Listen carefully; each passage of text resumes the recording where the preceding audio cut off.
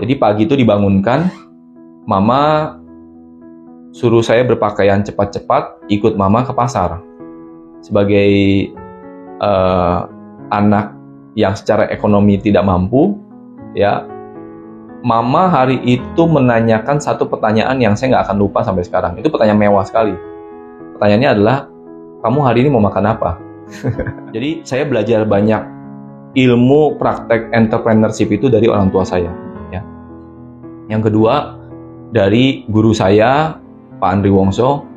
Beliau itu berpesan dalam seminar-seminarnya yang paling mengena buat saya itu kata-kata keras dan lunak. Lalu yang ketiga, saya juga ingat pesan dari Pak Handi Irawan. Waktu saya masih bergabung di grup majalah marketing, sebelum hari-hari terakhir berpisah itu, Pak Handi tuh sering bicara kan. Lalu ada satu pesan, dia bilang ke saya bahwa hidup ini seperti lomba pacuan kuda, dia bilang. Di dalam pacuan kuda itu ada dua komponen utama. Yang pertama jokinya, yang kedua kudanya. Nah, mungkin ada lagi yang terakhir. Saya ingat dulu satu, saya pernah kerja juga sama namanya Pak Nurdin Purnomo.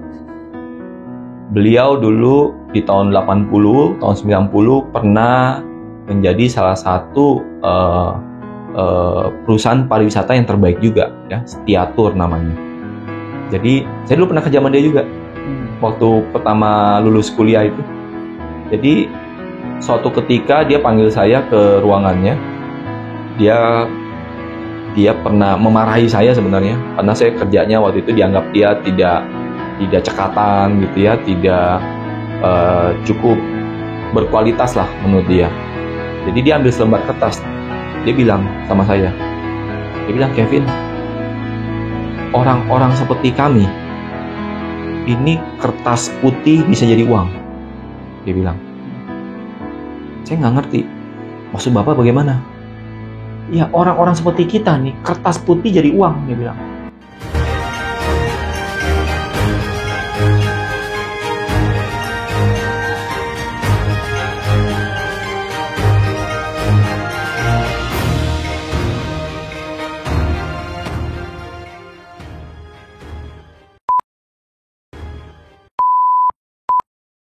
Halo Pak Kevin. Halo Mas Pur. Apa kabar? Baik, luar biasa. Di tahun baru 2023 nih harus dengan semangat baru. Yes. Dengan tentu. Strategi baru. Yes. Terima kasih Mas Pur jadi tamu pertama nih yang mengunjungi kita di tahun 2023 ini. Ya. Sama-sama Pak Kevin juga jadi tamu kami pertama di The Best Advice YouTube channel. Wah, saya merasa tersanjung. Terima kasih. Terima kasih. Ya. Sebelum kita ngobrol ngalor ngidul gitu ya, bicara masa lalu, ya. masa depan. Ya. Coba oleh-oleh. Wis. Selalu kopi. Selalu, ya. Ini ya. merek saya sendiri. Iya. Terima kasih. Pak Kevin udah kenal ya. Udah. Yes. Yes. Jadi Strato Coffee. Tagline-nya itu adalah Premium Coffee for Executive. Jadi ini adalah minuman premium gitu bagi para eksekutif. Ya. Jadi kalau ingin dibilang bahwa dia eksekutif ya minumnya Mesti minum ini. Strato Coffee. Cara pesannya bagaimana? Tapi online melalui stratocoffee.com. Nah, kenapa sebetulnya Strato Coffee itu dalam 2 tahun terakhir itu tidak agresif dalam memasarkannya, bahkan marketingnya tuh baik lewat bawah tanah gitu ya. Karena satu, memang saya belum terlalu serius. Kedua, pelanggan yang sudah ada itu pun sudah lumayan, terutama corporate. Jadi ini lebih banyak dibeli oleh corporate untuk jamuan di kantornya, terus dijadikan sebagai gift dalam seminar, segala macam gitu kan, isi goodie bag. Nah itu biasanya di sini Pak, kalau Korpe itu co-branding, misalnya Pak Kevin punya Tripal.co gitu. Nah di sini ada brandnya nih, logonya Tripal, jadi Strato Coffee Tripal. Ketika Pak Kevin kasih tamu pas kemari gitu misalnya, nah tamunya tuh akan selalu ingat, oh ini Strato Coffee dari Tripal gitu. Strategi itu langsung manjur ya. Bahkan pengalaman yang paling luar biasa menurut saya, ini kopi sampai dibagikan di sebuah seminar di Kolkata, India. Jadi ketika itu semua peserta diberi, dan pesertanya itu adalah para manajer ke atas gitu. Dari seluruh negara. Keren. Jadi Strato Coffee saat itu terbang ke Argentina, Amerika, Rusia, Inggris, dan beberapa kali kasih feedback luar biasa. Gitu. Mereka mau juga kasih testimoni, foto gitu. Ini. Bangga ya. Keren. Jadi gitu. Jadi memang nggak ada di retail ya. Kami bukan menargetkan itu dulu.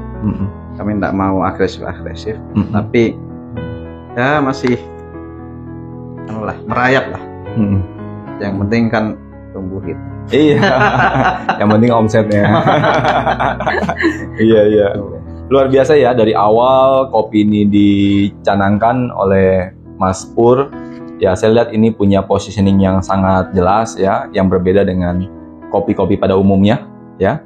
Dan seneng ternyata sampai hari ini setelah lama nggak memantau, ternyata udah go internasional ya. Ya, bagi yang Bapak Ibu corporate mau memesan langsung ke stratocoffee.com ya. Ini recommended ya. Thank you Mas. 2023 ini yang terbaru dari Strato Coffee, akan ada varian baru, Strato Coffee Cappuccino. Jadi bagi penggemar kopi tapi yang enggak mania gitu ya, enggak kopi hitam original gitu. Jadi ada nanti akan varian ada baru itu ya, Strato Coffee Cappuccino. Kemudian yang lebih besar perubahannya adalah logonya berubah. Logonya berubah, akan lebih global brand lagi. Keren. Bocorannya gimana? Bocorannya gimana nih? Kayak apa nih? Kalau ini kan cuma sekedar teks aja ya. Teks aja yang gitu. Nah ini benar-benar sudah logo. Seperti Starbucks. Ya Coffee Bean and Tea. Nah, menurut saya kelasnya ya akan situ ya. Gitu. Tinggal nunggu Pak Kevin kasih investasi gede bikin retailnya. Iya, amin deh ya. Semoga bisa terus berkiprah dan berkembang lah Strato Coffee. Amin. Jadi gitu Pak. Strato Coffee. Tapi nanti kelamaan ngobrol Strato Coffee. udah seru nih ngomongin kopi. Iya. Pak Kevin, kita sudah lama kenal. Sedikit banyak bisnis Pak Kevin juga saya tahu ya. Ada Tripal, ada reseller.com, ada perusahaan logistik, macam-macam lah gitu ya. Yang saya nggak tahu banyak juga tentunya kan. Nah, jadi bisnis Pak Kevin tuh apa aja dan bagaimana sih perkembangannya sekarang? Ya, bisnis utama kita ini memang masih di logistik ya. Kemudian dari sisi jasa juga kami masih menerima jasa untuk training, konsultasi gitu ya dari klien-klien yang memang sudah established selama ini. Kemudian saya juga banyak bergelut di bidang digital. Baik yang startup yang kita tekuni sendiri, kita bangun sendiri, ataupun menjadi konsultan, menjadi narasumber gitu ya. Dan startup sendiri yang kita lakukan saat ini, kita udah lalui itu yang travel, ya tadi disebutkan Tripal. Kemudian kita juga ada yang bentuknya reseller, dan sekarang kita lagi menggagas ini yang sifatnya social commerce. Nanti kita akan bahas nih. Ya. Pernah juga masuk ke properti, tapi itu boomingnya di tahun 2015. Jadi sebelum saya ke digital, akhirnya saya tinggalkan.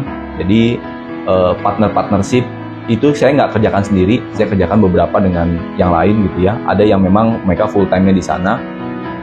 Beberapa project itu mulai dari Serpong, kemudian ada di Bali, di Makassar gitu ya. Khususnya di Bali, akhirnya saya jual semua sahamnya. Jadi teman-teman yang lanjutkan, saya nggak lanjut lagi di properti. Karena properti itu orientasi bisnisnya cukup jangka panjang. Kalau teman-teman yang modalnya terbatas, mereka tuh biasanya mainnya di 1-2 klaster, lalu proyeknya selesai, dia lompat lagi gitu ya. Nah, tetapi saat itu saya lebih membutuhkan proyek yang memang lebih cepat gitu. Jadi berbeda sama teman-teman yang memang punya uang nganggurnya banyak, jadi mereka taruh di sana, ya tanahnya dibiarin juga nggak apa-apa aja kan, cuek. Karena tanah kan rumusnya selalu naik. Tapi kalau kita punya napas yang panjang ya, tapi kalau kita masih punya kebutuhan untuk perputaran, biasanya sih agak sulit karena tanah itu relatif tidak liquid. Bisnis yang nggak liquid, berbeda sama bisnis yang pada umumnya itu yang lebih cepat ya perputarannya. Tapi kalau bisnis properti itu relatively itu tahunan lah, ada yang bahkan malah puluhan tahun. Nah, saya mungkin terakhir bisnisnya itu di tahun 2015 di bidang properti. Setelah itu saya belum masuk lagi properti. Belum masuk lagi. Tapi investasi propertinya banyak dong. Iya dulu. Karena kalau susah liquid juga berat juga gitu. Masa equity-nya masih kurang. Iya, mesti karena orientasi ya. Karena ketika kita masuk ke dunia digital juga ternyata itu menggerus juga cukup banyak ya. Digital itu beberapa orang menganggap ini bisnis yang ece-ece, tetapi kalau kita duduk serius nekunin, itu juga bisnis yang membutuhkan banyak sumber daya sebenarnya. Ya, khususnya itu di teknologi maupun di sumber daya manusianya. Ya, apalagi ada satu masa di mana terjadi talent war. Jadi perebutan talent itu para startup yang mendapat suntikan dana dari investor, mereka nggak merasa uang dia. Dan dia merasa uang nggak berseri. Kadang-kadang ketika dia ketemu talent yang cocok, dia berani offer 5 kali, 10 kali gitu, agar orang itu mau pindah gitu ya. Dan itu ada masa di mana akhirnya tuh dunia per SDM-an di Indonesia itu, khususnya yang melekat sama industri digital, itu jadi kacau balau itu. Nah, tetapi ini yang akhirnya terjadilah ya ketika pergoncangan di dunia digital, dan ini akhirnya menyapu nih model-model yang seperti itu gitu, karena tidak punya fundamental yang kuat sehingga ketika lebih cepat terbang mereka agak rapuh secara akarnya. Jadi sekarang ini masa-masa matching gitu ya. Jadi antara startup yang glamor tadi, tapi revenue-nya belum kelihatan, belum jelas ya. Terus yang bisnis yang sudah established gitu ya. Nah, ini ketemu nih udah satu titik. Pada akhirnya juga ada yang memang mati juga ada. Betul. Tapi ada yang semakin kuat juga. Betul. Bakal ada gitu ya. Betul. Ya, yang dikatakan bahwa setiap krisis itu kan mendatangkan opportunity yang baru. Ya, jadi memang kondisi seperti sekarang di semester kedua di tahun 2022 ini memang banyak menyapu startup-startup yang memang secara fundamental nggak kuat. Karena selama ini memang doktrin startup adalah grow big fast gitu ya. Grow big fast ini membuat akhirnya akar-akar konvensional bisnis mereka itu tidak cukup kuat. Apa sih konvensional bisnis ya? Satu, ilmu bisnis atau bisnis dimanapun itu patternnya itu harus untung. Nah, dasarnya itu harus untung. Dari mana ya? Dari antara selisih pendapatan dikurangin pengeluaran gitu. Mesti ada profit. Nah, di mana dunia startup selama ini tidak mengejar profit. Mereka mengejar pertumbuhan. Nah, ini yang dianggap oleh para bisnis konvensional, inilah yang tidak cukup mengakar. Nah, ini yang dianggap grow big fast ini jadi satu bumerang gitu ketika krisis ini terjadi gitu. Nah, berbeda sama bisnis konvensional yang cenderungnya lebih konservatif ya. Mereka tuh biasanya bertumbuh secara organik. Mereka mau expand setelah bisnis utamanya awalnya ini udah profit dulu gitu. Ketika profit dulu, mereka baru berani expand cabang kedua, expand lagi cabang ketiga dan seterusnya gitu, menggunakan dana umumnya internal. Nah, kalau memang yang bergerak secara cepat skalabilitasnya ini cenderung menggunakan dana pihak ketiga, menggunakan dana luar ya artinya ya. Nah, karena dengan begitulah suntikan modal baru yang punya investornya visinya sama, bukan mendekatan profit yang utama, yang penting pertumbuhan lebih cepat, maka klop mereka, maka dana-dana itu digunakan untuk ekspansi tanpa profit model yang jelas gitu. Akhirnya seperti sekarang ya. Betul. Nah, ketika badainya datang nyapu, gelombang itu datang ya kesapu lah, ya nggak punya akar. Ya bisnis kalau nggak punya profit ya kan bahaya. Nah, inilah sebenarnya pembelajaran nih. Sebenarnya momen ini bisa jadi pembelajaran bagi para pelaku bisnis digital yang selama ini tidak berorientasi profit, harusnya menjadikan ini pelajaran yang sangat berharga, ya. Maka itu baik para startup tech yang memang sudah dapat gelar sebagai unicorn, sekarang semakin realistis, ya. Realistis. Kalau dulu banyak katanya bakar uang karena belum profit udah diskon, ya. Belum ada untungnya, bisnisnya masih gratis tapi kasih orang free ongkir, kasih orang bonus-bonus ya demi membeli market itu. Nah, akhirnya ini menjadi satu pembelajaran yang sangat berharga ya. Selama fundamental itu tidak dipenuhi, sebenarnya bisnis itu dikatakan oleh konvensional tidak layak sebenarnya. Ya, dan jadi tadi yang Mas Pur katakan bahwa ini adalah momen pertemuan nih. Jadi benar. Jadi ketika konvensional harus belajar digital, nah momen saat ini teman-teman pelaku usaha digital atau startup tech juga harus belajar bisnis konvensional. Yang lebih realistis, yang lebih punya fundamental, yang lebih punya ngerti bisnis model yang masuk akal gitu ya, yang benar-benar menghasilkan uang gitu loh. Jadi bukan sekedar pengguna pakai tapi tidak jelas menghasilkan uangnya dari mana, ini berbahaya. Karena nggak mungkin nih investor suntik dana terus. Ada satu titik di mana investor membutuhkan dananya kembali, plus untungnya tentu saja. Nah, kalau saat itu titik itu belum ketemu bisnis model yang jelas, maka itulah diambang kehancuran gitu loh. Jadi kadang-kadang belum kena terpaan luar aja, dari internal udah bisa konflik. Itu sih Mas. Pengalaman Pak Kevin kan udah banyak sekali ya dalam berkarir dan berbisnis gitu loh. Nah, bisa cerita nggak sih pengalaman sukses apa selama ini yang benar-benar menurut Pak Kevin itu sukses luar biasa gitu, mencapai puncak karir atau puncak bisnis gitu. Ya. Nah, kira-kira. Ya, ketika di karir ya, selepas kuliah saya sempat bekerja di beberapa tempat ya, mulai dari di Bursa Efek Jakarta. Saya waktu itu pernah menjadi stock trader. Waktu itu di tahun 2004 perdagangan bursa itu masih di floor Mas, ya. Jadi masih ada lantainya gitu ya, di mana orang beli dan jual transaksi saham itu masih via second per telepon gitu ya, untuk memutuskan beli atau jual gitu ya. Nah, lalu beberapa bulan kemudian saya pindah ke divisi reksadana. Reksadana itu sebagai anak baru, sebelum saya keluar saya berhasil closing satu yayasan yang memang mendatangkan pemasukan buat perusahaan itu miliaran rupiah. Nah, saya merasa bersyukur lah ya, karena sebagai anak baru bisa punya target dan tercapai seperti itu.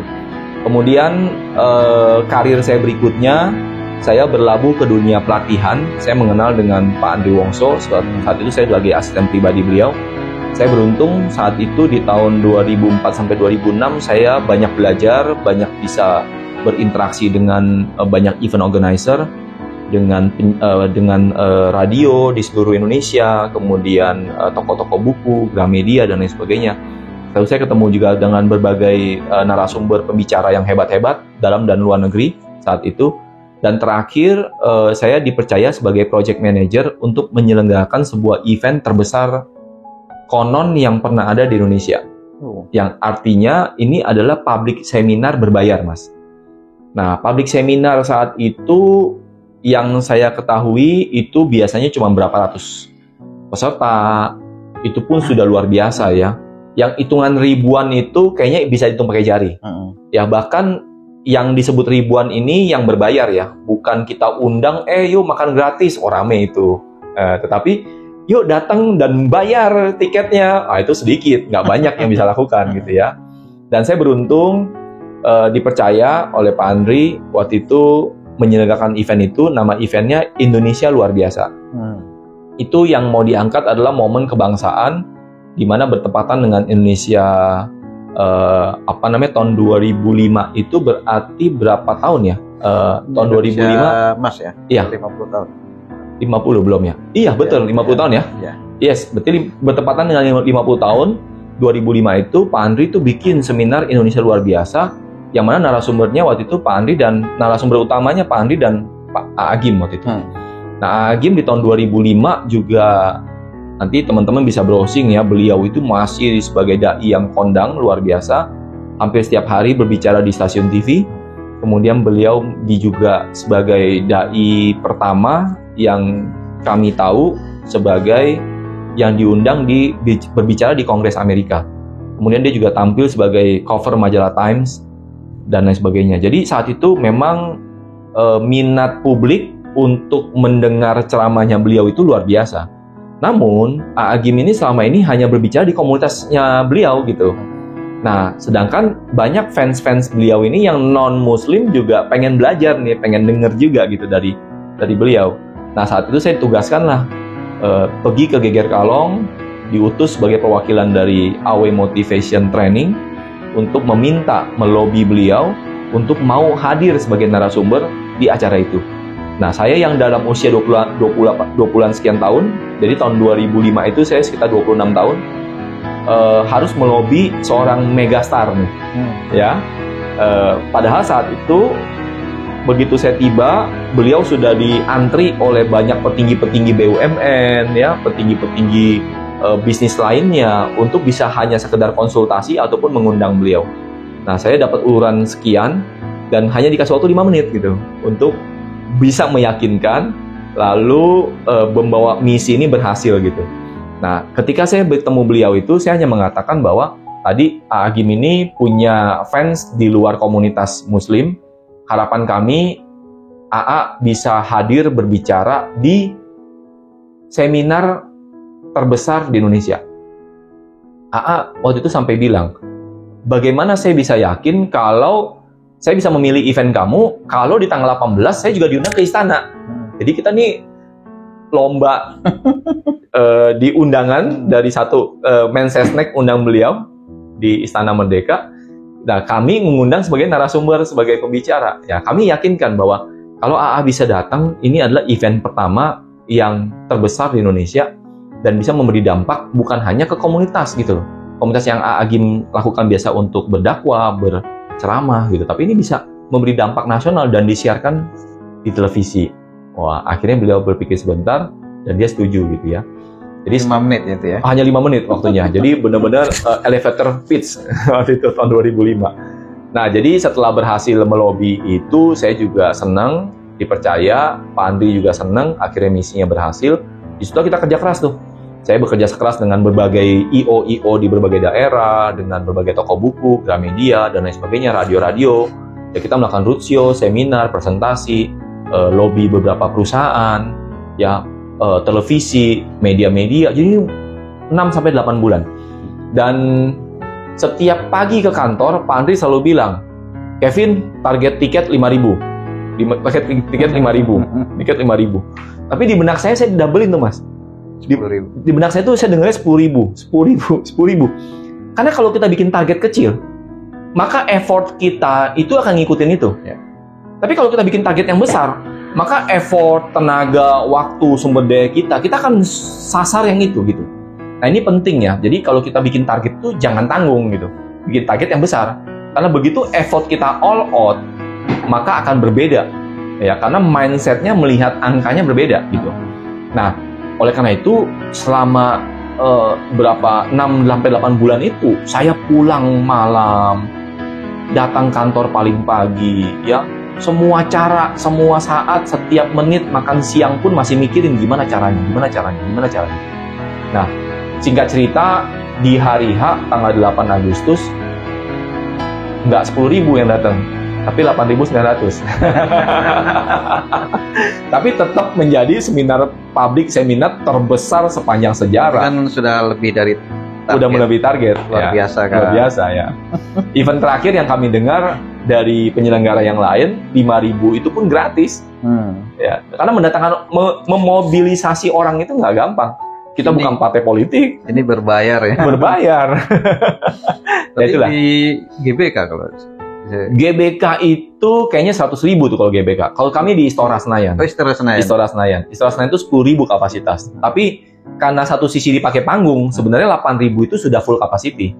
Sebenarnya full capacity. Jadi cuman yang datang 8.900 gitu. Karena kan nggak mungkin orang datang di belakang panggung gitu. Tapi kalau full itu memang 10.000 gitu. Nah, jadi luar biasa ya. Ya, itu saya merasa tadi kalau pertanyaannya merasa di puncak karir sebagai training provider, penyelenggara seminar, saya merasakan tuh momen itu tuh, Mas. Saya berdiri di atas panggung pagi itu, saya merasakan wah ini energinya luar biasa nih. Ini energi luar biasa, apalagi seminarnya motivasi 50 tahun Indonesia Merdeka, ya Indonesia Emas. Wah, ini luar biasa itu. Memang momen itu pas banget. Gitu, Mas. Hebat. Ya. Pak Kevin, tadi kan selama berkarir. Sekarang kan berbisnis. Nah, selama berbisnis, bisnis apa yang paling luar biasa? Iya. Ada beberapa bisnis ya. Saya juga dulu sampai nih ketika kita lagi di full puncak itu kan kita luar biasa gitu ya. Saya pernah menghidupkan beberapa training yang sempat hampir mati gitu ya. Jadi ada training tapi saya nggak sebut namanya lah ya. Jadi memang program itu dari Amerika, dipegang oleh partner di Indonesia ini selama hampir 2 tahun, tapi belum berjalan seperti apa adanya. Nah, mendengar reputasi saya pernah pegang di project ini, akhirnya kami memegang project itu tanpa saya harus bayar royalti dan lain sebagainya. Artinya mereka yang approach kita gitu ya, karena ini programnya sebenarnya bagus banget gitu. Cuman oleh partner Indonesianya kurang bisa dipegang kan. Karena saya punya banyak pengalaman di bidang public seminar, akhirnya dipercayakan ke kita gitu. Dia ngeliat reputasi kita. Kita dulu hampir setiap bulan itu iklan di Kompas. Oh, itu kan Kompas cetak itu udah premium. Kalau kita bicara cetak ya Mas ya, itu udah paling mahal gitu. Udah kami itu berlomba-lomba bikin iklan di sana gitu. Jadi penyelenggara yang lain belum berani gitu. Kami bikin seminar kalau yang premium itu kita berani di bintang 5. Kita biasa di JW Marriott, di Ritz-Carlton, di Mulia gitu. Nah, jadi kita mau main yang premium bisa, mau main yang middle bisa gitu. Jadi program itu kita pegang, lalu kita bisa mendatangkan banyak crowd. Biasanya mereka itu pendekatannya mengundang HRD ke lunch meeting secara gratis dalam satu room. Biasanya mereka undang 15 orang, yang datang 6 orang gitu ya. Sejak kami pegang, kami nggak ngundang gratis, Mas. Dia mesti bayar tahun itu ya, di tahun 2006 mereka mesti bayar 1,25 juta loh. 2006. Nah, awalnya mereka tuh modelnya gratis ngundang. Kami bikin di 5-star hotel, mereka datang 1,25 juta dan yang datang 150 orang. Dan itu bukan sebulan, berbulan-bulan. Setiap bulan kita bikin. Nah, akhirnya program itu booming lagi dan pertama kali datang trainernya cuma 2 orang. Setelah kami keluar, yang saya dengar ada 12 orang trainernya. Jadi ya saya cukup happy program itu berhasil kita pegang gitu ya. Dan selama setahun akhirnya booming gitu. Nah, itu training. Kemudian kalau kita bicara itu dalam posisi saya udah running training company sendiri gitu waktu itu. Nah, yang kedua, saya juga pernah pegang produk air, ya. Airnya dulu sebelum saya masuk, mereka menjual dengan cara yang membosankan gitu ya. Lalu ketika saya diajak bergabung, saya menjadi marketing director dan saya juga menjadi partner. Jadi bukan sebagai profesional, tapi saya juga sebagai shareholder, saya suntik modal, saya ikut dapat saham. Nah, saya melakukan perbaikan dari brand, kemudian pendekatan aktivasi produk ini masuk ke pasar, kemudian strategi distribusinya, sampai akhirnya masif rekrutmen membernya, gitu ya. Kita bikin public seminar juga pada akhirnya. Nah, itu hal-hal yang saya lakukan dan itu boom, berhasil. Jadi produk ini kita mendatangkan teknologi dari Jepang, Jerman, dan Italia, dan menghasilkan air yang kita klaim adalah kristal heksagonal. Nah, manfaatnya luar biasa, bisa memperbaiki banyak organ-organ tubuh ya, mau itu yang dari sisi internis, yang ada miom, yang juga klaimnya ada yang cancer gitu ya, ada yang gula darah, itu banyak yang memberikan dampak. Apa itu, Pak? Mereknya apa? Mereknya sebelum saya pegang namanya Onasis. Onasis. Tapi ketika saya pegang, saya tambahin 1 huruf di depannya jadi Ionasis. Itu brand ya, pendekatan brand. Lalu marketing activity-nya juga kita melakukan caranya adalah dengan testing. Jadi bukan pakai edukasi cuman sekedar video atau brosur, tapi kita pakai tester. Jadi kita berani tes di tempat. Jadi sebelum seminar dimulai, orang yang gula darahnya tinggi dites dulu. Jadi yang udah punya riwayat gula darah tinggi dites di sana, oh ada yang 200, ada yang berapa gitu ya. Pas dites di sana, lalu kita kasih air ini minum dalam 2 botol, kita langsung kasih 2 botol. 1 jam kita presentasi tentang produk, tentang manfaat, tentang teknologinya. Selepas seminar kita tes ulang, itu 80% turun, Mas. Langsung on the spot. Itu banyak yang mau jadi distributor. Nah, waktu itu syarat distributor 1 kecamatan kita hanya kasih 1 titik. Beberapa kota yang padat bahkan boleh 1 kelurahan ya, di distribusi satu kelurahan 1 titik. Itu mereka harus invest dulu Indian 50 juta, Mas. Jadi mereka mau jadi distributor center itu harus deposit dulu 50 juta. Dan saya dalam waktu kurang dari 6 bulan dapat 200 distributor tanpa ada produk. Tapi percaya, khasiat produknya, kapasitas kita pribadi, kantor, dan lain sebagainya. Nah, ini bisnis saya yang kedua setelah training center, kemudian bisnis distribusi air ini luar biasa booming. Kita BEP dalam 10 bulan, langsung BEP. Jadi belum setahun udah BEP, waktu itu juga cukup menghasilkan. Selepas itu saya ngembangin properti, tapi kalau properti belum menghasilkan, tapi tidak rugi juga. Saya pas keluarnya juga tepat gitu ya.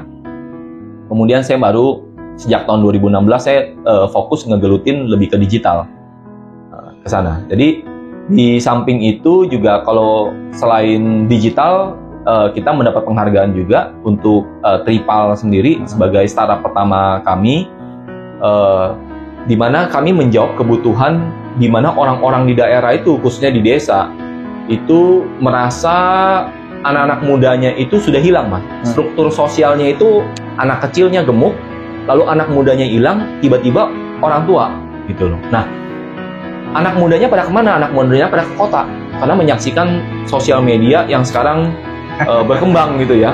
Mereka nggak bangga lagi bekerja sebagai petani, peladang, atau nelayan gitu. Jadi mereka tuh senang melihat gambar-gambar teman-temannya flexing naik mobil lah, tinggal di apartemen mewah, ya ke luar negeri, segala macam. Nah, anak-anak inilah yang sebenarnya jadinya minder. Akhirnya mereka tuh bermimpi untuk pergi dari desanya, padahal mereka kalau keluar dari desa juga tinggal di kota-kota besar juga tanpa membawa skill, keahlian yang diperlukan, akhirnya nggak jadi apa-apa juga.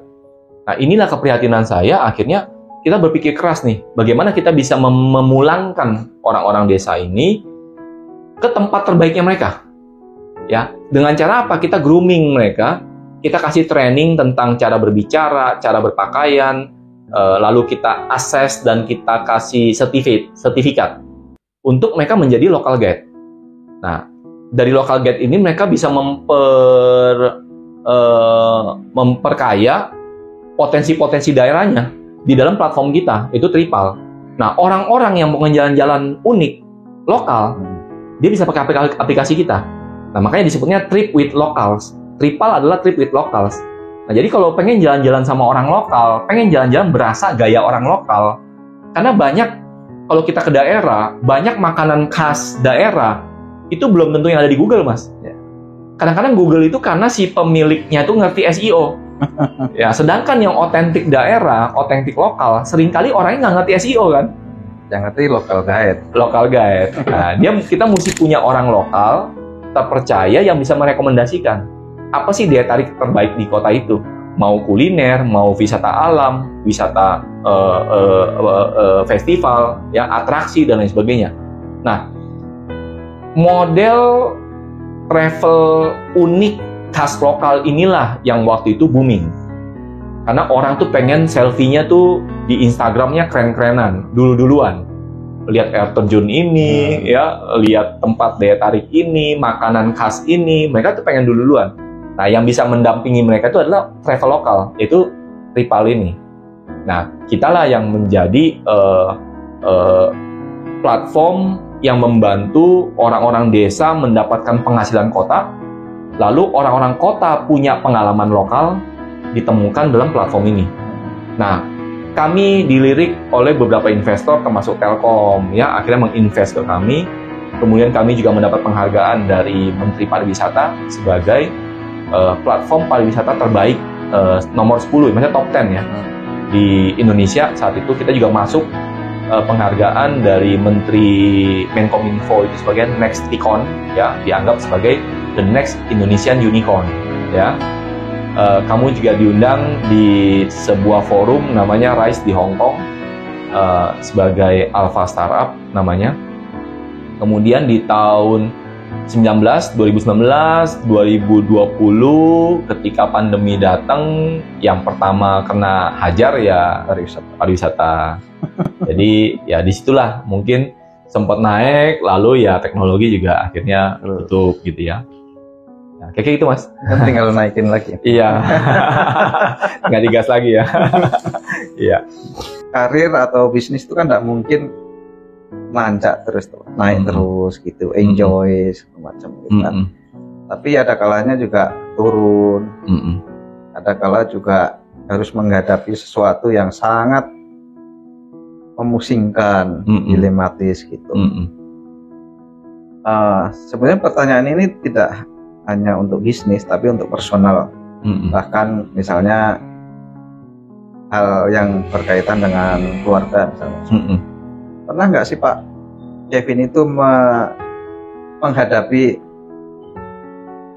pilihan sulit, hard choice gitu ya, pilihan yang sangat sulit, dilematis, kalau harus memilih A ada konsekuensinya, kalau memilih B ada konsekuensinya, tapi harus memilih, namanya itu yang membuat Pak Kevin sangat dilematis, ya, gitu ya. Mungkin Pak Kevin bisa cerita. Ya, jadi ketika kita memulai sebuah proyek, sebuah bisnis ya, kadang-kadang kalau kita tidak melihat visi di depannya, sasaran yang kita mau capai, banyak orang itu meragukan.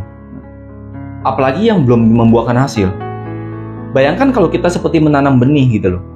Benih yang kita tanam, lalu kita coba rawat, kita pupuk, kita beri sinar, dan lain sebagainya. Kita tahu benih itu akan besar dan menghasilkan.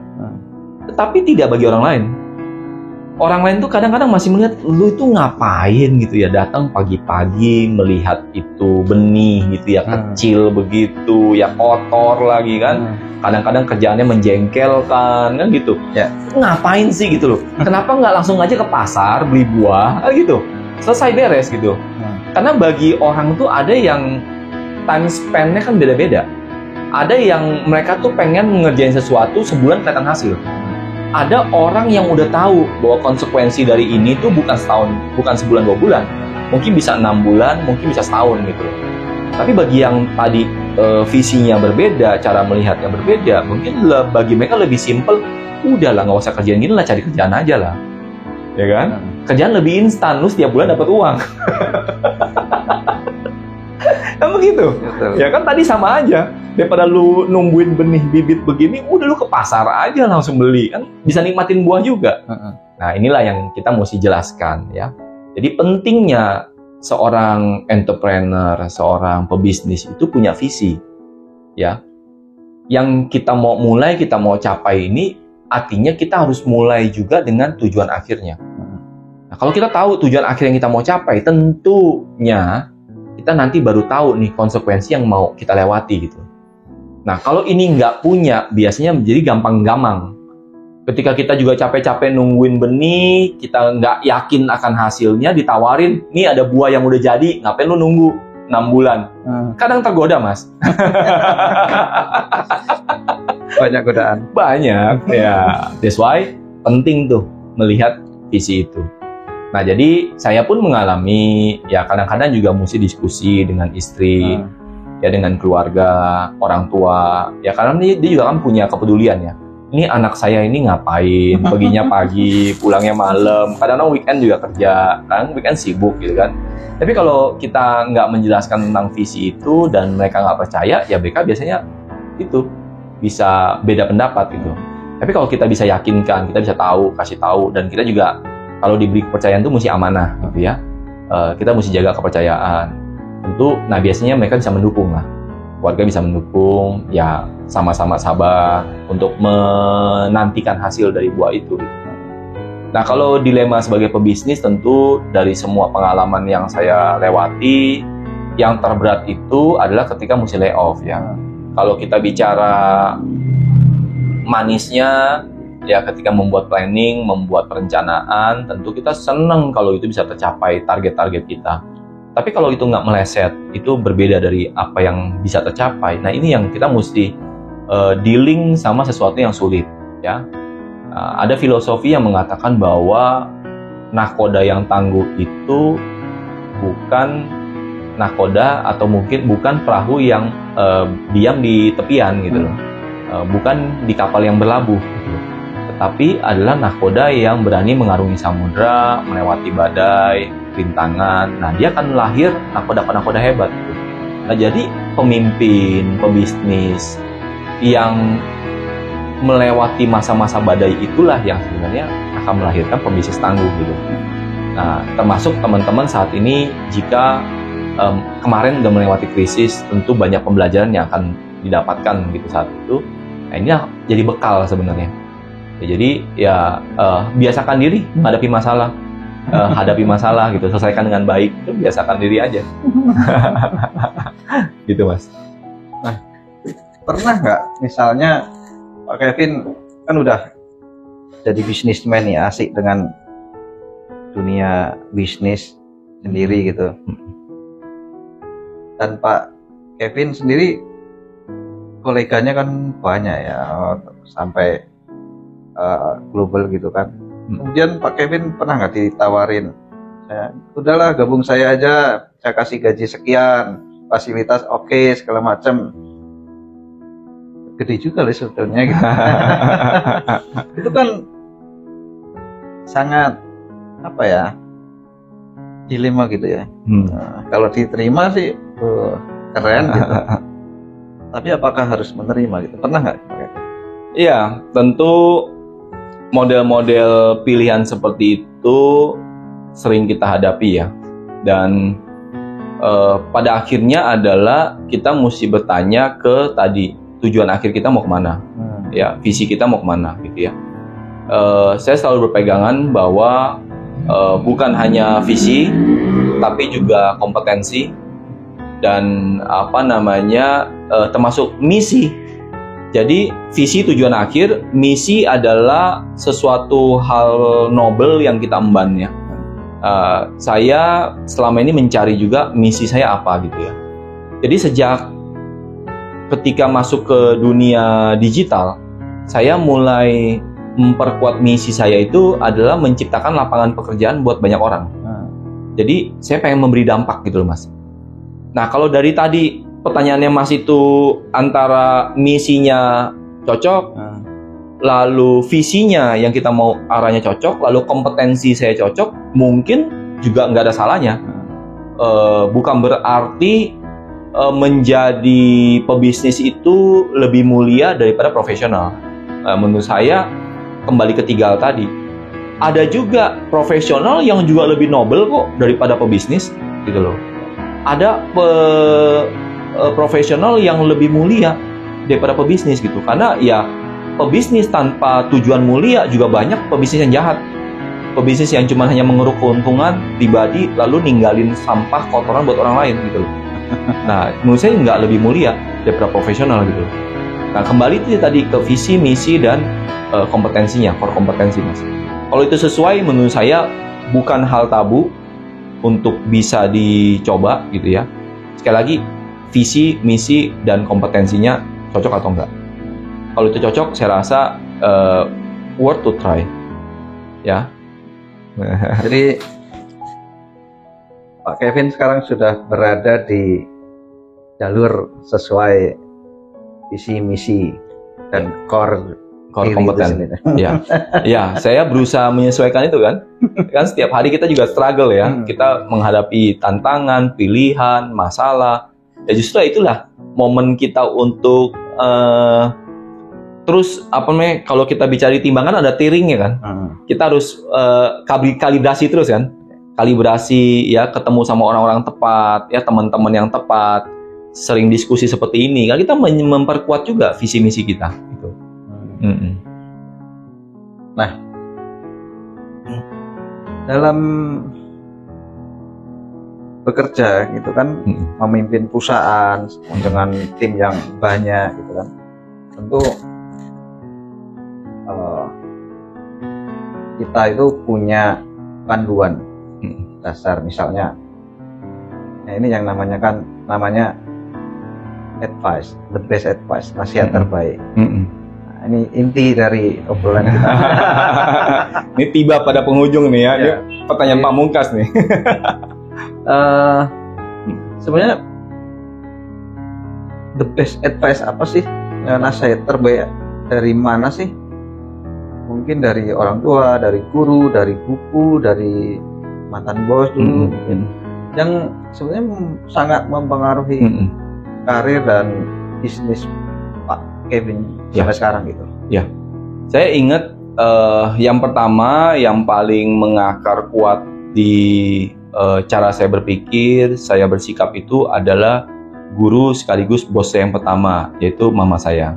Ya, jadi beliau adalah figur panutan saya yang luar biasa, karena dulu kami ini dari keluarga yang secara ekonomi sangat sulit. Orang tua saya dulu pekerjaan sebagai supir antar kota, jadi pulang ke rumah itu sebulan nggak sekali gitu ya. Dulu sebagai anak belia, saya jarang melihat wajah papa saya. Nah, yang membesarkan saya adalah ibu saya yang harus menjaga, merawat, dan menaungi 5 kami bersaudara. Saya anak ketiga dari 5 itu. Nah, ada satu kejadian di mana pagi itu saya tiba-tiba dibangunkan oleh ibu saya. Di mana ingat saya saat itu usia saya itu sekitar 6 tahun, Mas. Jadi pagi itu dibangunkan, mama suruh saya berpakaian cepat-cepat, ikut mama ke pasar. Sebagai anak yang secara ekonomi tidak mampu, ya, mama hari itu menanyakan satu pertanyaan yang saya nggak akan lupa sampai sekarang. Itu pertanyaan mewah sekali. Pertanyaannya adalah, kamu hari ini mau makan apa? Ya, nah untuk orang yang kurang mampu, itu pertanyaan yang jarang sekali kita dengar, Mas. Kalau dulu namanya orang susah itu ya ada makan apapun kita nggak bisa protes. Ada makan nasi kadang sama kecap, kadang nasi sama sayur aja, nasi sama telur gitu kan. Kita mesti makan apa adanya lah, nggak ada pilihan. Nah, orang miskin tuh nggak banyak pilihan, intinya gitu. Nah, jadi ketika pertanyaan itu diajukan, wah saya surprise luar biasa. Ini mama mau ngasih makan apa? Mama semalam mimpi apa nih gitu ya? Hadiah Apa hadiah ulang tahun? Hadiah pertama kali masuk sekolah. Nah, kan hari itu memang hari sekolah. Wah, saya pikir ya jangan-jangan juga karena pengen dikasih hadiah buat sekolah gitu kan. Ya udah, buru-buru ikut mama ke pasar. Mama suruh pilih, lu mau makan apa lu pilih aja. Wah, yang bener mak. Iya. Waktu itu masa kita itu kan tahun 80-an awal lah. Ya saya lahir tahun 79, berarti sekitar 84 85 itu, 85. Nah, itu zaman tuh masih ada namanya wafer Superman, coklat ya. Lalu ada coklat ayam jago gitu ya. Ada yang coklat payung, ada coklat-coklat koin-koin itu. Nah, di pasar itu begitu banyak pilihan, akhirnya saya menjatuhkan pilihan sama wafer Superman, ya, coklat Superman. Ya, itu makanan mewah waktu itu. Nah, ketika saya udah tunjuk itu, mama ternyata nggak beliin satu. Mama beliinnya sekardus gitu, sepek. Seneng dong. Wih, luar biasa. Wah, ini pengennya cuma satu. Pengen satu dikasih sepek. Abis diplastikin, mama pesen, lu boleh satu makan kalau udah kejual semua. Jadi dari seneng dari langsung blank, bingung gitu kan. Bingung ini, waduh. Mama nih maksudnya apa gitu kan? Lu mau kan? Mau. Ya udah, lu jual semua. Lu boleh makan satu. Saya lupa entah dia 2 lusin atau 4 lusin ya. Entah 24 atau 48 gitu. Kita mesti jual semua. Wah, buset. Hari pertama sekolah, ya nggak pernah TK juga, nggak punya temen, ya. Tiba-tiba harus jualan di sekolah. Jadi saya ke sekolah itu bawa 2 kantong kresek. Kresek kanan itu bawa alat tulis sama buku-buku yang harus dibawa, nggak bawa tas mas, bawa kresek. Satu lagi bawa kresek wafer Superman. Inilah yang saya bawa ke sekolah. Sampai di sekolah nggak punya teman, dikenalkan sama guru, akhirnya duduk sama teman, ya nggak berani ngomong juga, malu. Bagaimana mau jualan? Ya orang nyapa juga masih belum berani, ya baru kali itu sekolah ya, kayak orang kampungan gitu kan sekolah bagaimana? Nah, ketika kering istirahat, teman-teman juga pada buka makanan yang dibawa dari rumah bekalnya. Saya nggak berani buka, nggak bawa apa-apa. Ini juga harus dijual dulu. Kalau nggak pulang bisa dipukulin sama mama kan. Kalau berani makan, tanpa jualan berani makan dipukulin. Nggak berani. Akhirnya ya hari pertama pulang, mama tanya, bagaimana hasilnya? Belum laku mak, diomelin ya. Lu masih mau makan nggak? Dimotivasi, mau. Besok bawa lagi ke sono, sekolah, jualan. Hari kedua juga sama, nggak laku. Pulang dimarahin lagi. Masih mau? Masih, ya. Oke, hari ketiga, mas. Sampai di sekolah, temen mungkin iba nih, samping sekolah, samping temen. Dari kemarin bawa itu plastik lecek, ya. Apa itu isinya kan? Ya, dialah klien pertama saya tuh. Ya, akhirnya dilatih, lama-lama ya. Kemampuan kita menjual akhirnya terasa, kemampuan kita menahan malu juga terasa, komunikasi, bisa meyakinkan orang, negosiasi, melihat peluang, itu dari situ semua. Dari situ dasarnya, praktek. Nggak ada teori, praktek. Taklukin rasa malu, taklukin rasa malas, segala macam dari situ, nggak ada teorinya. Jadi mama saya selalu berpesan. Jadi saya belajar banyak ilmu praktek entrepreneurship itu dari orang tua saya. Ya.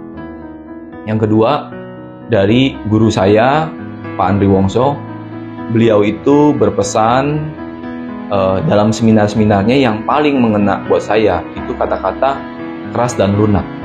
Bahwa hidup ini bisa keras sama kamu. Kenapa? Karena kamu terlalu lunak sama diri sendiri. Terlalu lunak dalam arti apa ya? Kamu mengkasihani diri, tidak berani disiplin, tidak berani berkeringat, tidak berani bekerja lebih keras, kan lunak. Disiplin, tekadnya lemah, ya.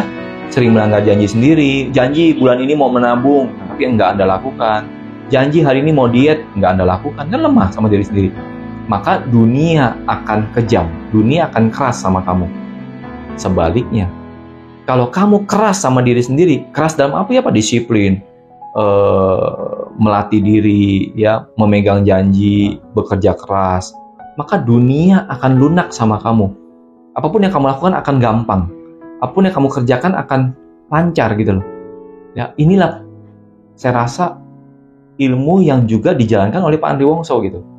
Jadi pesan-pesan ini begitu mengena, begitu punya powerful karena si pembicara melakukan apa yang dia kerja, apa yang dia katakan.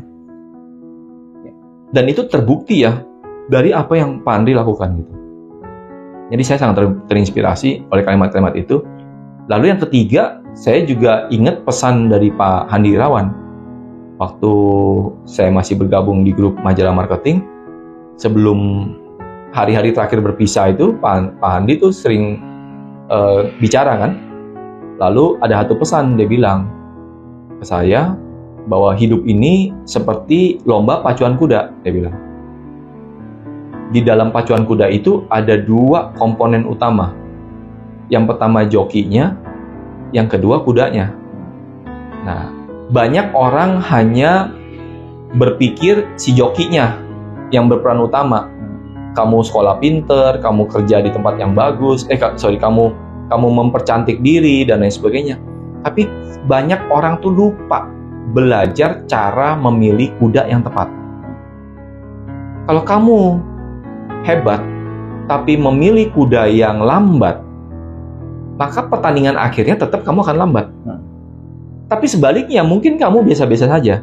Tapi kalau kamu tepat dan benar memilih kuda, maka kuda kamu, pacuan itu akan bisa kamu menangkan. Nah, itulah kehidupan. Kadang-kadang kita melihat bahwa teman-teman kita ini kok kayaknya waktu sekolah juga biasa-biasa aja, nggak lebih pintar daripada kita, nggak lebih rajin daripada kita, tapi kok sukses? Karena dia tepat memilih kuda, memilih bisnis, memilih pasangan, memilih tempat dia harus bergabung, tempat dia harus berkontribusi, dan lain sebagainya. Itulah kuda yang dia pilih. Termasuk bisnis yang kita pilih ataupun tempat kita bekerja yang tepat. Kalau tempat kita merasa bahwa karir kita bisa mandek nih, maka itu bukan kuda yang tepat buat Anda gitu. Jadi penting 2 hal itu. Wah, ini yang terus terngiang-ngiang buat saya. Ya. Nah, mungkin ada lagi yang terakhir. Saya ingat dulu saya pernah kerja juga sama namanya Pak Nurdin Purnomo. Beliau dulu di tahun 80, tahun 90 pernah menjadi salah satu perusahaan pariwisata yang terbaik juga, ya, Setiatur namanya. Jadi saya dulu pernah kerja sama dia juga waktu pertama lulus kuliah itu. Jadi suatu ketika dia panggil saya ke ruangannya. Dia pernah memarahi saya sebenarnya karena saya kerjanya waktu itu dianggap dia tidak cekatan gitu ya, tidak cukup berkualitas lah menurut dia. Jadi dia ambil selembar kertas. Dia bilang sama saya, dia bilang, "Kevin, orang-orang seperti kami, ini kertas putih bisa jadi uang." Dia bilang, "Saya nggak ngerti, maksud Bapak bagaimana?" "Ya, orang-orang seperti kita nih, kertas putih jadi uang," dia bilang. Saya berpikir lama tuh, maksudnya apa ya? Nggak nyambung saya nggak nyampe tuh ilmunya tuh. Wah, nggak ngerti saya dimarah-marahin sama dia. Akhirnya saya baru ngerti ya, orang-orang tertentu itu cari uang itu berbeda, Mas. Nggak selalu linier seperti orang berkarir gitu loh. Entrepreneurship, dia harus bisa meng-create value. Itu pesan yang beliau mau sampaikan tuh. Selembar kertas bisa jadi uang. Wah, saya berpikir lama tuh. Gimana caranya? Gimana caranya? Nah, belakangan setelah proses berjalan, satu kata aja sih, entrepreneur itu harus bisa create value. Nah, beliau mengajarkan itu ke saya. Kalau lu bisa create value, lu bisa punya bisnis. Mungkin itu, Mas, best advice-nya. Luar biasa ya. Ya. Tadi kan ada 4 the best advice dari seorang mama yang luar biasa. Kemudian dari Pak Andri Wongso, seorang motivator yang luar biasa juga. Pak Handi Irawan yang mantan bos kita dulu ya. Luar biasa. Kemudian dari Pak Nurdin. Iya, Pak Nurdin. Kemudian Pak Kevin meramu semua itu, the best advice itu menjadi the best advice bagi tim yang Pak Kevin pimpin itu menjadi seperti apa? Iya, tiba pada kesimpulan saya dari perjalanan karir maupun perjalanan bisnis, ada satu kalimat yang sangat berkesan buat saya, yaitu everything is possible. Ya, everything is possible ini mengandung makna yang luar biasa sebenarnya. Kalau kita memaknai sebagai hukum perubahan, berarti kita tahu bahwa segala sesuatu itu memungkinkan. Nah, ini bisa memberi motivasi yang sangat kuat ketika kita lagi terpuruk di bawah, Mas. Ketika kita lagi di bawah, kita lagi sedih, kita lagi down mental kita lagi kecewa, lagi rapuh, lagi hancur lah. Ingat, everything is possible. If you really want to. Kalau lu bener-bener mau, ya kan, lu akan punya banyak cara untuk mewujudkan itu gitu. Dan ketika kamu lagi di bawah, ini juga mengujikan berapa besar sih keyakinan kalian sama Yang Maha Kuasa. Spiritualitas kita kan faith ya, keyakinan ya. Kalau kamu tahu, kamu percaya sama janji-janji spiritual ya di kitab suci, di keyakinan kita, maka itu bisa menguatkan kita sebenarnya. So everything is possible. Jangan menyerah ketika kita lagi di bawah. Jadi ketika ingat kata-kata itu, kita menjadi dorongan yang luar biasa. Jadi ketika lagi terpuruk, saya pikir everything is possible. You jangan berhenti. Selama lu mau berusaha, lu mau terus mencoba, pasti akan ketemu jalan. Nah, kalimat yang kedua ini juga mengandung kalau kamu lagi di atas. Jadi everything is possible, artinya apa? Jangan takabur. Bisa jadi kalau kamu meleng, kamu sombong, langkah berikutnya adalah jatuh. Sombong, kamu akan terpuruk. So, ini mengingatkan kita, kalau lagi di atas, jangan takabur. Jangan sombong, mesti humble. Nah, jadi dua kalimat ini bisa mengandung dua titik ini, Mas. Karena manusia itu diuji di dua titik itu. Ketika Anda terpuruk, atau Anda lagi di atas. So, selalu ingat, everything is possible. Everything is Nah, dengan demikian, ya akan terus jadi manusia yang terbaik lah. Di bawah nggak pernah menyerah, di atas jangan terlalu sombong. Gitu. Itu pakar ya. Yes. Terakhir Pak Kevin, sebenarnya apa sih obsesi Pak Kevin dalam berbisnis? Iya, jadi ketika menjalankan bisnis, saya juga selalu berusaha menjalankan misi dalam hidup ya. Jadi khususnya ketika saya masuk ke dunia digital ini memungkinkan untuk saya mewujudkan misi saya. Yaitu apa? Saya pengen membuat usaha yang memang punya dampak. Ya, dampak seperti ketika tadi di Tripal, saya bisa meng-grooming, membantu orang-orang di desa, di daerah, mendapatkan penghasilan dari kota, dan itu bukan hanya 1-2 orang, tapi memberi dampak yang besar. Ketika saya bikin aplikasi reseller, saya membantu ibu-ibu di rumah tangga daripada hanya nonton gosip, nonton Facebook, nonton YouTube, Netflix, dan lain sebagainya, dia bisa menghasilkan uang dari handphonenya. Dan ini hanya dengan cukup klik dan share. Dan sekarang ketika pandemi COVID juga sudah berlalu, tapi katanya krisis dunia akan datang, saya melihat satu tren yang namanya social commerce. Ya, social commerce ini penggabungan dari dua model bisnis di digital, yaitu sosial media dengan e-commerce dalam satu platform. Dan ini boleh dikatakan sebuah tren yang masih baru, yang mana saya percaya ini bisa memberi lapangan pekerjaan kepada banyak orang, khususnya di Indonesia. Jadi yang kena ancaman PHK, ancaman bisnisnya lagi lesu, mudah-mudahan solusi ini bisa menjawab kebutuhan mereka. Jadi project yang akan kita kerjakan sekarang namanya Prospect Project, Mas, atau Positive Impact Project, di mana project ini kita akan meng-create konten-konten positif di TikTok. Jadi bentuknya edukasi, bentuknya tips-tips bisnis, inspirasi, dan lain sebagainya. Jadi orang nonton TikTok itu bukan cuma joget-joget pargoy gitu, atau bikin hoax, ya, atau bikin hal-hal yang remeh-temeh yang nggak jelas gitu loh. Nah, ini kita pengen ngisi sesuatu yang memang memberi konten positif lah. Yang kedua, selain konten, kita juga pengen bikin kelas yang memang kelas yang lebih serius kepada orang-orang yang pengen belajar lebih dalam. Ya, jadi kita akan create akademi juga di sana. Dan yang ketiga, tentu saja kita akan menciptakan lapangan pekerjaan.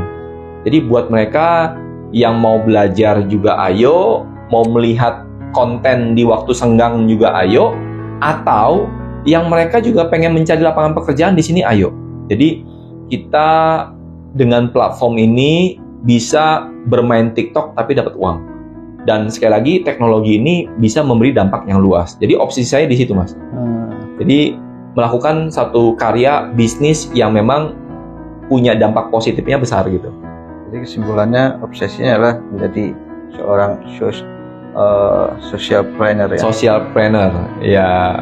Entrepreneur yang memberi dampak sosial. Yes. Ya, kayak gitu. Luar biasa. Ya. Pak Kevin. Ya. Obrolan kita sangat menarik. Ya. Advice-nya luar biasa. Sangat-sangat berguna buat saya khususnya, dan mudah-mudahan buat para subscriber ya, penonton Best Advice YouTube channel. Ya. Sehingga kami juga berharap teman-teman yang di luar sana dengerin gitu cerita perjalanan hidup Pak Kevin dari disuruh jualan dulu baru boleh menikmatin hasilnya gitu ya. Iya. Oke Pak Kevin, terima kasih. Yes, sama-sama.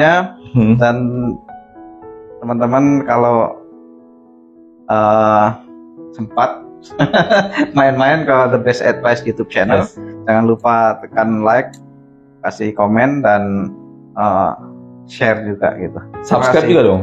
Subscribe juga dong, wajib. Ya, juga share ya.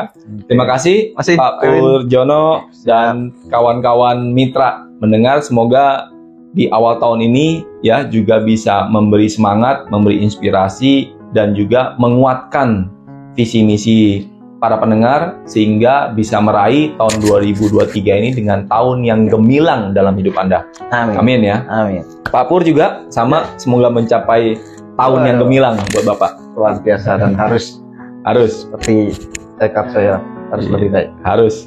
Yes. Oke. Cheers. Oke. Cheers. Ya.